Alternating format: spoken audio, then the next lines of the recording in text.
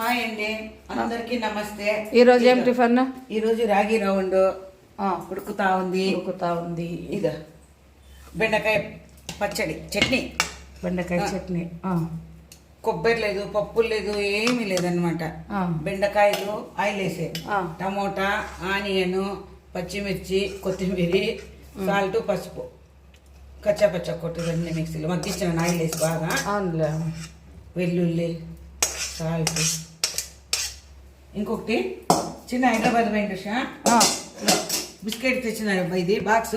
ఇంకొక రకం కూడా తెచ్చినాడు, అది బయట పెట్టిన ఆళ్ళు తెస్తామనుకుని మర్చిపోయినా. హైదరాబాద్ వచ్చిన మన కొడుకు నిన్న.